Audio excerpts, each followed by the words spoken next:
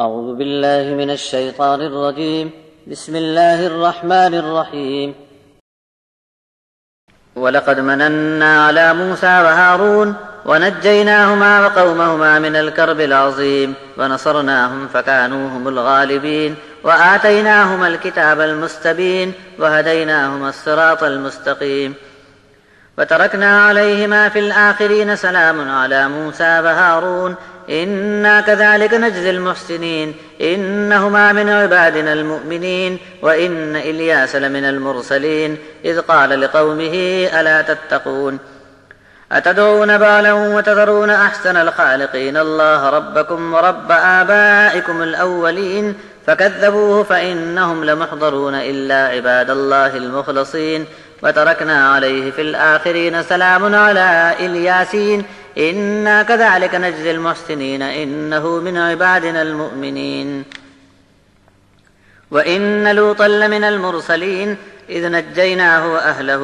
أجمعين إلا عجوزا في الغابرين ثم دمرنا الآخرين وإنكم لتمرون عليهم مصبحين وبالليل أفلا تعقلون. اور بے شک موسیٰ اور ہارون پر احسان کرنے والے بھی ہم ہی تھے. ایک بڑی مصیبت سے ان کو اور ان کی قوم کو ہم نے نجات دی اور ہم نے ان کی مدد فرمائی، بس پھر وہی غالب آ گئے.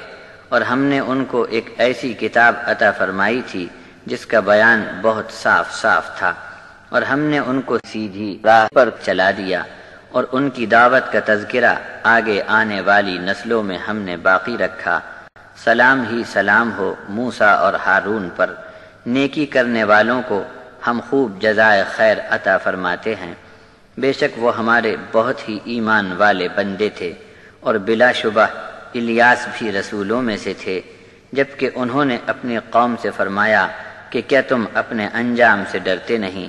یہ کیا کرتے ہو کہ جو سب سے اچھا بنانے والا ہے اسے تم نے چھوڑ دیا اور بال کو دعا میں پکارتے ہو. اللہ رب ہے تمہارا اور تمہارے اگلے باپ دادوں کا بھی وہی رب ہے. بس انہوں نے الیاس کو جھٹلایا تو ہم نے ان کو عذاب میں گرفتار کر لیا. جو خالص ایک اللہ کو پکارنے والے تھے صرف وہی بچ گئے. ہم نے بعد میں آنے والوں میں اس بات کا چرچا جاری رکھا، سلام ہو الیاسین پر. ہم کیا خوب جزا دیتے ہیں نیک سیرت لوگوں کو. بے شک الیاس بھی ہمارے ایمان والے بندوں میں سے تھے، اور لوط بھی ہمارے رسولوں میں سے ایک رسول تھے. جب ہم نے لوط کو اور اس کے گھر بار والوں کو مصیبت سے نجات دی، مگر ان کی بوڑھی بیوی عذاب میں گھیرے گئے لوگوں میں شامل رہی.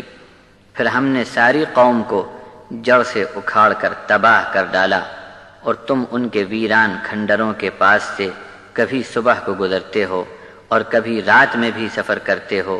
کیا عقل سے کام نہ لوگے؟